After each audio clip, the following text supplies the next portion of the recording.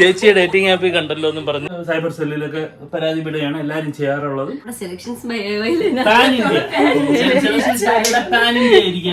ഡ്രസ്സിന്റെ സാധനങ്ങൾ കാണിച്ചിട്ടുള്ള വീഡിയോ അതിൽ നിന്നാണ് സ്ക്രീൻഷോട്ട് എടുത്തേക്കുന്നത്. ഞാനോട് ചേട്ടൻ ഒരു കുസലും ഇല്ലാണ്ടെങ്കിൽ ബാക്കിയുള്ള ആപ്പുകളിൽ നിന്നും പ്രോപ്പർ റെസ്പോൺസ് വന്നില്ലെങ്കിലും ഡേറ്റിംഗ് ആപ്പ് അപ്പോഴാണ് എങ്ങനെ ഹാൻഡിൽ ചെയ്യും, എന്താണ് ചെയ്യേണ്ടത്. ഡേറ്റിംഗ് ആപ്പിലൊക്കെ ഉണ്ടെന്ന് പറഞ്ഞ് ഓക്കെ ഗൈസ്, അങ്ങനെ അതും സംഭവിച്ചിരിക്കുകയാണ്. സംഭവം ലെനയുടെ വളർച്ചയിൽ അസൂയ പൂണ്ട ആരോ ലെനയുടെ നമ്പർ എടുത്ത് ഡേറ്റിംഗ് ആപ്പിൽ, ലെനയുടെ നമ്പർ അല്ല, സെലക്ഷൻസ് ബൈ ലെനയുടെ നമ്പർ,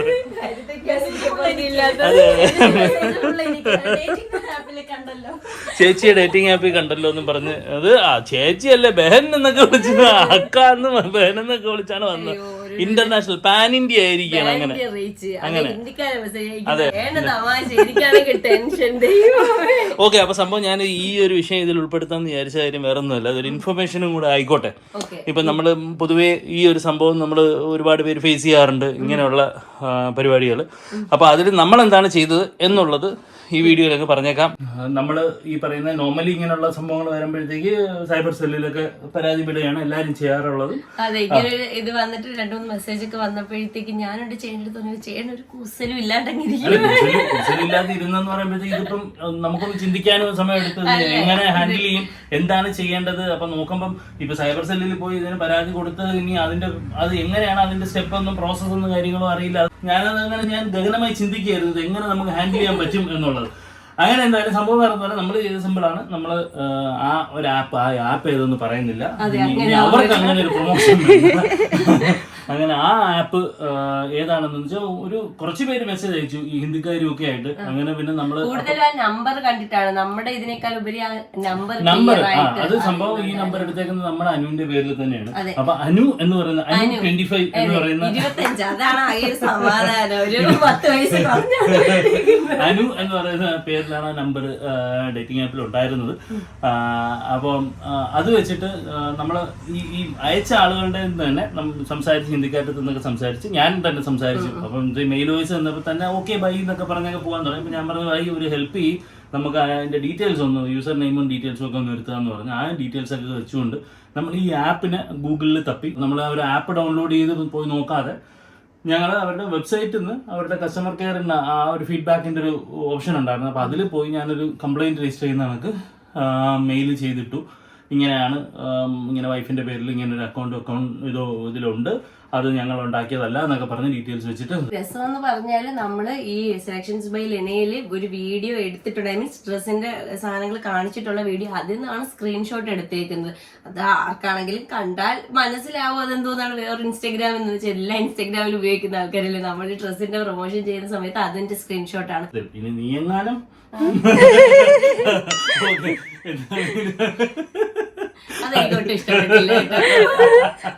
അപ്പൊ എന്തായാലും അയച്ചു. അപ്പൊ അപ്പോഴത്തന്നെ അവര് അപ്പൊ അയച്ചപ്പോഴും ഒരു പ്രതീക്ഷയോടുകൂടി അല്ല അയച്ചത്. നമ്മള് ഇതൊന്നും കാണാൻ പോണില്ല, ഇനി അടുത്ത സ്റ്റെപ്പ് നമ്മുടെ അതിൽ രജിസ്റ്റർ ചെയ്ത് പിന്നെ നമുക്ക് സൈബർ സെല്ലിലോട്ട് അങ്ങനെ ഹൈലൈറ്റ് ചെയ്യാം എന്നുള്ള ഒരു രീതിയിലാണ് നമ്മൾക്ക് ഒരു റെക്കോർഡ് എന്നുള്ള രീതിയിൽ അയച്ചിട്ടു. അയച്ചപ്പോൾ തന്നെ അയക്കുമ്പോൾ തന്നെ നമുക്ക് എനിക്ക് എൻ്റെ മെയിൽ ഐ ഡി കൊടുത്തിട്ടാണ് അയച്ചത്. ആ മെയിലൊരു മെയിൽ അവർ റിക്വസ്റ്റ് കിട്ടിയിട്ടുണ്ടെന്ന് പറഞ്ഞ് ഓട്ടോമാറ്റിക് മെസ്സേജ് വന്നു.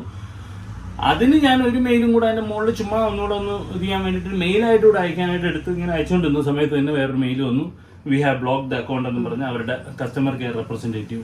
കോമഡി ആയിട്ട് പറയുമല്ലോ, ട്രോള് കണ്ടിട്ടുള്ളതാണ്. ഒരു ആംബുലൻസിനെ വിളിച്ചാൽ എത്താൻ സമയമെടുക്കും, പക്ഷെ ഒരു ഡെലിവറി ബോയ് 5 മിനിറ്റിലും 2 മിനിറ്റിലും എത്തുമെന്ന് പറയുന്ന കണക്ക് ബാക്കിയുള്ള ആപ്പുകളിൽ നിന്നും പ്രോപ്പർ റെസ്പോൺസ് വന്നില്ലെങ്കിലും ഡേറ്റിംഗ് ആപ്പ് അപ്പോഴാണ് കസ്റ്റമർ സർവീസ് പിന്നെ നമ്മൾ പറഞ്ഞ ആളുകൾ ക്രോസ് ചെക്ക് ചെയ്യാൻ പറഞ്ഞു.